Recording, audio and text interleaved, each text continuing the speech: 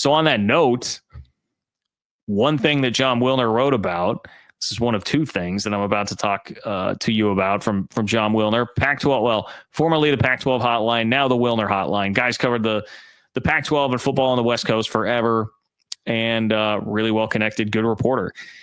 He was talking about, well, he got a question in his mailbag about what happens in that next iteration in 2030, 2031, and could any Big 12 teams actually be positioned by that point to get in?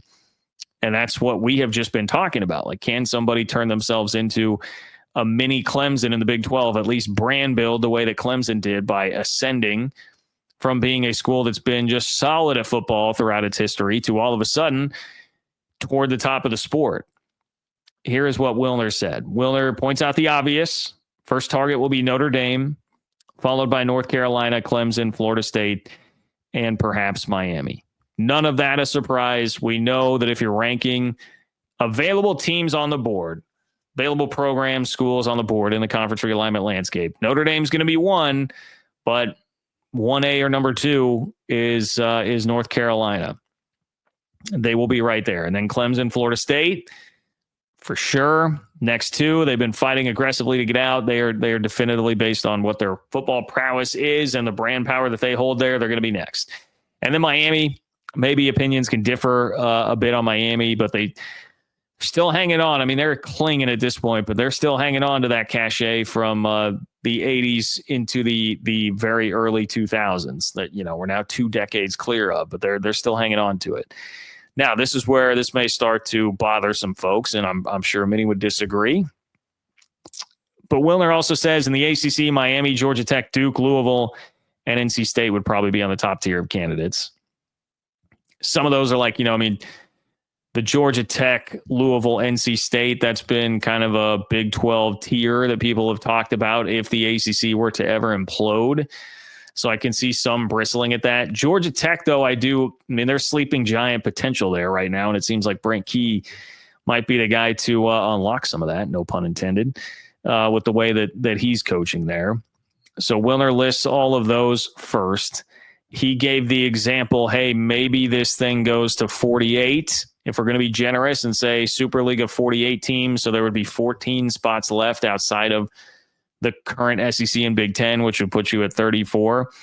So he's counting all this up. Notre Dame, North Carolina, Clemson, Florida State, Miami, that's 5. Miami, Georgia Tech, Duke, Louisville, NC State, that's another 5. So there's like 4 spots left at that point. And Wilner says, what about the Big 12? Which schools are likely to emerge as the marquee brands over the next 5 or 6 years? He lists 3. He says 3 immediately come to mind: Arizona State, BYU, Texas Tech. So there you have it. Arizona State, BYU, Texas Tech. Fans of those schools can rejoice. It is funny, is it not, how much this does seem to change year by year, though, right? And I'm not at all saying that Wilner is wrong in his calculations for this. I will read you those in just a moment. But if you go back just a couple of years, I think most people would have been saying, well, TCU would definitely be at the top of that list because they're in Dallas. They give you DFW. That would be a particular value to the Big Ten because they don't have a Texas presence like that already, whereas the SEC does. And they were just coming off a national championship game appearance, and they've been a school that has won 12 games multiple times in the last decade plus, going back to the Gary Patterson era. Like, they've shown that they have that sort of ability. And I just told you they were highest on the Big 12 talent composite. They typically have recruited at a higher level than everybody else in the league. So, like, that seems to make a lot of sense, right? TCU would be right there. Last year, we would have said Utah probably still has as much upward mobility as anybody because of the football brand that they had been developing. But it's the Big 12, man, so it just all fluctuates. Like, there is not a singular brand or a couple of brands that really stand head and shoulders above everybody else. So it just, it can kind of ebb and flow based on what happens in a year. Texas Tech is really serious about their money. They start to shoot back up.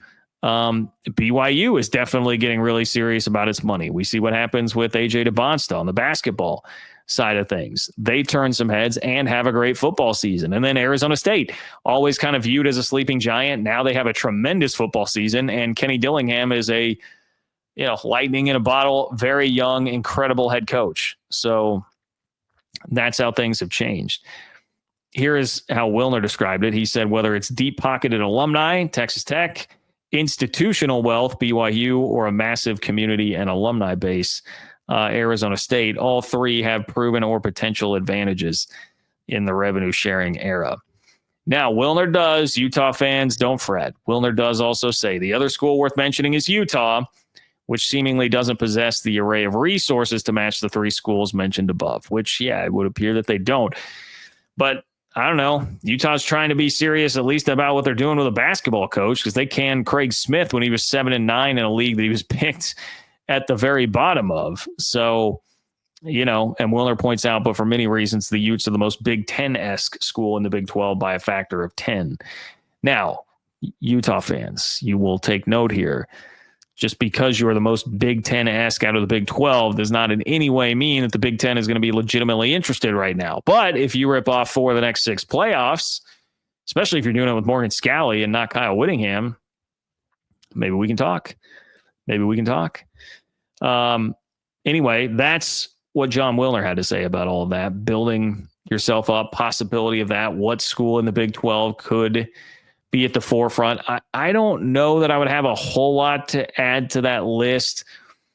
If Coach Prime really is someone who's going to, if he's like a lifer at Colorado, he's going to be there for the next 15 years and will keep winning and keep bringing in really high talent the way he is right now. If that's something, okay, maybe Colorado's got a chance. I think most of us would sit there and say we sort of doubt that happens.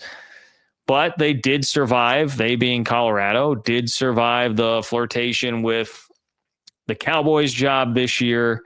How much longer can that last? What if big college jobs start coming after him? What if Mike Norvell flames out at the alma mater of Florida State? We'll see. I would still have my doubts that that's what Coach Prime is going to be, but that would give them the chance if he is.